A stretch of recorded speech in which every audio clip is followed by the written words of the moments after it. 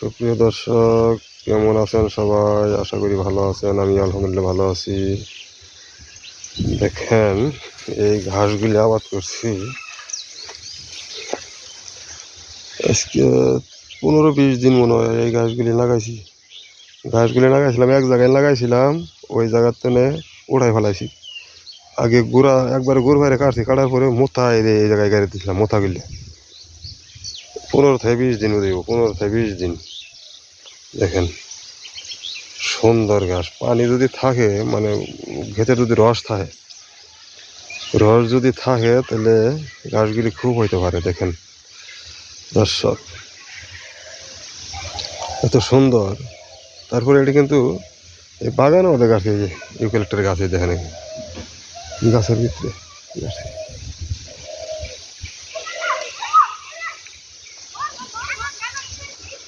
যদি একবারে সরজমিনে গাড়া হয় গাছগুলালি ছাড়া খোলা মাঠে, তাইলে প্রচুর হইতে পারে। এই গাছটা খুব হইতে পারে।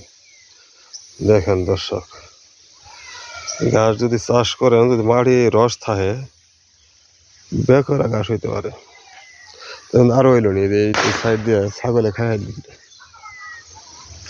খাইছিল। ছাগলে খাওয়ার পরে আবার বেড়া ঘুরা দেন অতিরিক্ত। দেখেন না, কাড়াতারে বেড়া দেওয়া, সাইডে চতুর সাইডে বেড়া দেওয়া।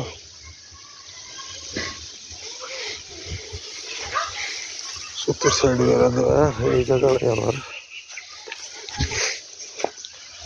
খালি আছে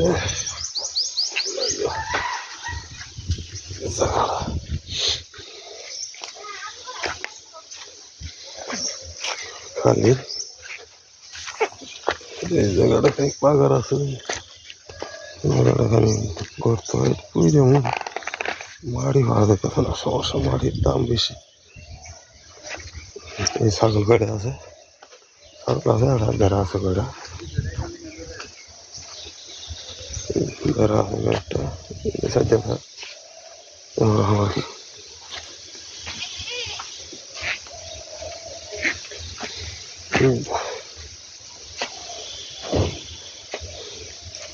মাছ এসে ধরে গেল।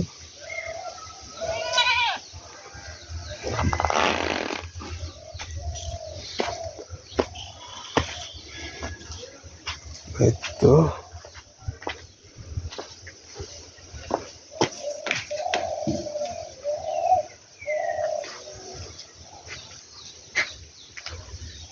এই ছাগল ধাম করে তাও এর উপর দিয়ে জায়গা ওই সাইডে পারো। দেখেন,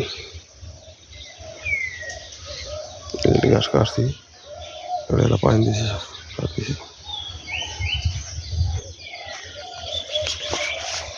এই তো এনাদের হইতে একটু টাইম লাগে। প্রবাসে ছিলাম অনেকদিন, তারপরে বাড়িতে এসে একবারে ওইভাবে করতেছি না, ধীরে ধীরে জিনিসটা হওয়াইতেছি আর কি। মানে ধীরে ধীরে গরু আছে কয়েকটা, এক গোল মোটামুটি ভাবে করছি আর কি।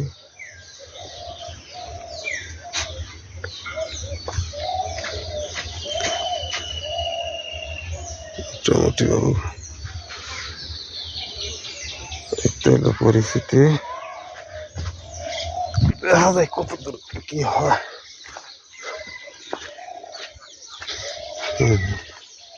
এই জায়গাটুকু ডাউন, এটা পুইরে বাইরে দিলে মোটামুটি কাম হইতো। দেখা যাক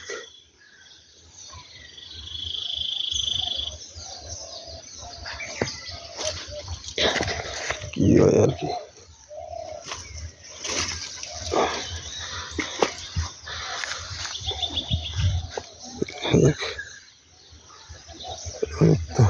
তারা ঘোরা আছে সাইডের মধ্যে, সাইডে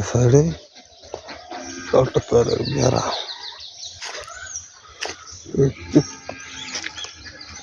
সুপ্রিয় দর্শক, ভালো থাকুন, সুস্থ থাকুন, দোয়া রাখেন। আল্লাহ দেখা কি করে। আর আপনারা যাই যেটাই করেন, পরিশ্রম যদি করেন পরিশ্রমের ফল আছে, ভালোই আছে।